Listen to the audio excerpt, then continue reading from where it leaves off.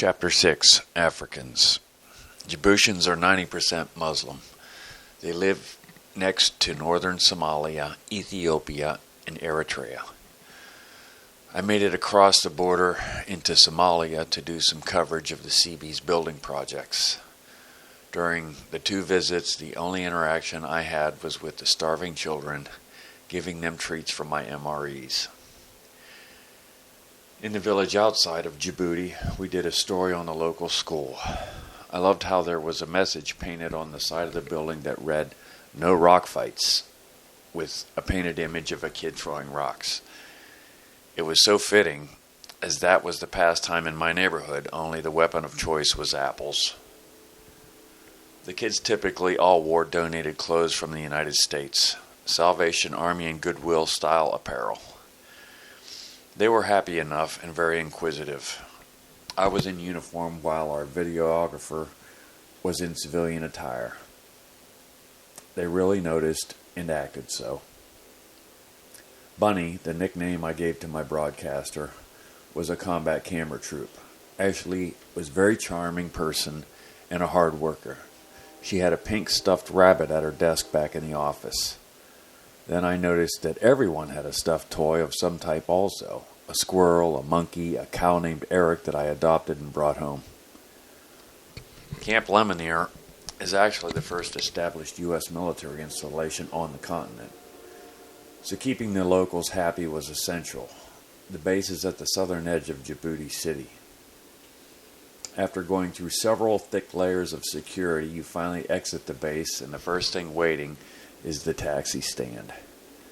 The green and white taxis were rough. Some had broken windshields and no seatbelts. The drivers could also be high on khat. Khat is a chewable narcotic plant that absolutely has a chokehold on Djibouti. I had a couple of cab drivers with green teeth. The installation employed lots of locals. Every day promptly at 2 o'clock they lined up to ride the bus home. They could become very fussy at this time as so many were addicted to khat and wanted to get home to get high. The saddest part about this issue is that most people were malnourished to begin with, and that khat served as an appetite suppressant, so it was killing them both ways. Khat came in little blue bags, like the ones you get at Walmart. When they finished with them, they ended up stuck in acacia trees throughout the countryside surrounding Djibouti City.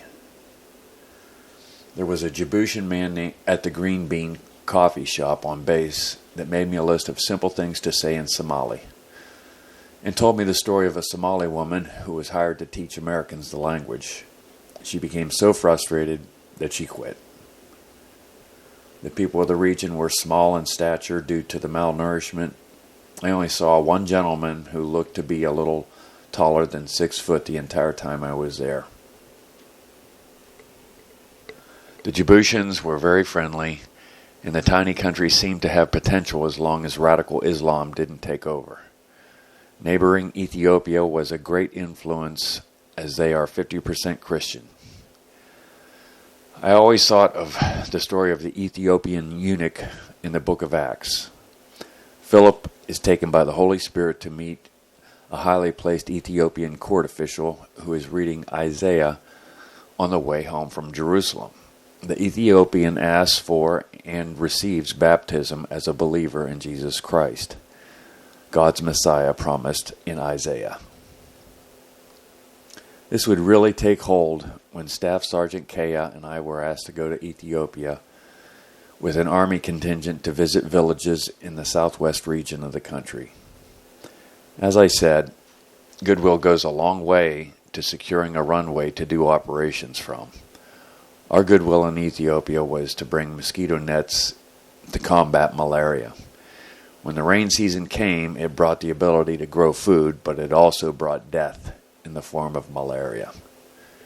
We flew from Djibouti City to Addis Ababa, Ethiopia, on an Ethiopian Airlines de Havilland turboprop. The stewardess on the advertisements in the airport looked like our stewardess. The hairstyle, the features, the skin color. Could have been her for all I know. You can see the Middle Eastern features in the people in this part of Africa, lighter colored skin and hair. Addis reminded me of any modern city I've been to. There also was an immediate smell that I remember growing up. Being a kid in the 70s, the cars had bigger engines with looser emission controls. You could really smell the unspent fuel and exhaust fumes. The heavy traffic in Addis yielded that nostalgic aroma. It also seemed that everyone smoked cigarettes, like in the 70s. The smell of my Grandma Sears Moore brand cigarettes transported me instantly to my childhood. The team house in Addis was gated, modern, and well kept. Kaya and I slept in the basement level and explored the grounds the night before leaving to go to the villages. Our team consisted of 4 Army, 1 Navy, and 2 Air Force, being me and Kaya. I was finally going to do some photography on deployment. This is what I had been trained for. The next morning, the team house was cool, almost like springtime in the States. This was not Djibouti, where it was hot all the time, morning and night. It was also much greener in Ethiopia. It would be a pleasant way to begin our journey south. The trip was long, and the countryside was desert, rock, acacias, and larger trees. There were also many herds of wild camels. A common sight was donkeys pulling trailers that were simply small improvised wooden deck with a car axle underneath. The donkeys had yellow 5-gallon water jugs strapped to their backs. It wasn't uncommon to see a single small child driving such a rig. Halfway to the halfway point, we stopped at a small oasis. In the center of the tiny wooded island was a large tree with what seemed to be thousands of different colored birds in it. There was a small shop in the center with water and soda.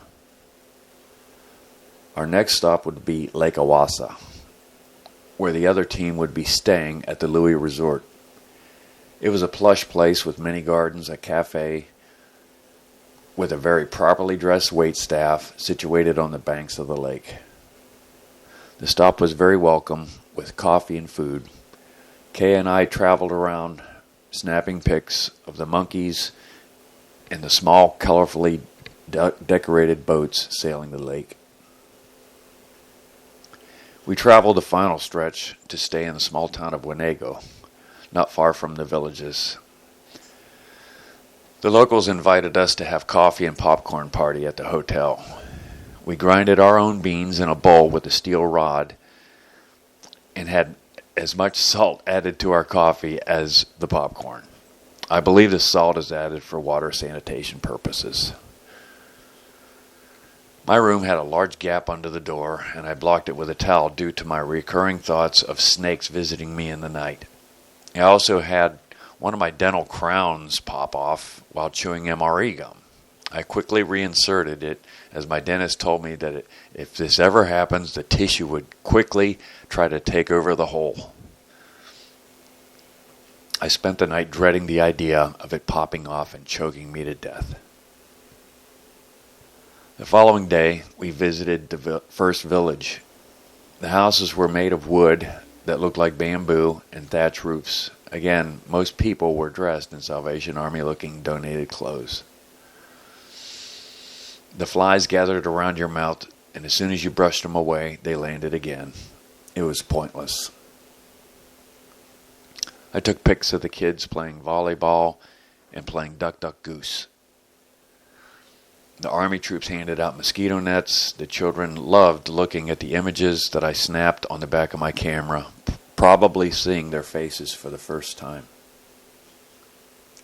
A couple boys that looked to be the age of 10 took me on a guided tour of the village, showing me the library and the schoolhouse. They loved giving me an anatomy lesson on the physiological diagram that was painted on the wall of the school describing bones and muscle groups. The most striking thing is that the kids were genuine. They were in no way spoiled or jaded by video games and other distractions that most American kids were. I remember working with a Marine that did a tour of Iraq years later that said the kids were the same way. He said they were just grateful and happy irregardless of their circumstances. Some adult men dressed in olive drab military fatigues posed for pictures. They were unarmed and very friendly. There were long lines of mostly women that waited in the hot sun for nets, some pregnant and all very talkative with each other. At least half carried umbrellas, anything to shield them from the sun. The following day, we would visit our final village that was much smaller and had a small lake beside it that was filled with rust-colored water. The scene was the same, people standing in long lines waiting to be given mosquito net with a brochure telling them how to use it. After a while, I became bored and wandered up to the lake. Off in the distance, I could see a large dust cloud forming. As it grew closer, I could see that it was a herd of cattle and goats. A small woman with a long stick seemed to be guiding them to the rusty lake. The animals drank the thick-looking water. I seized the opportunity and began to baa like a goat. The village kids ran up and started to baa also.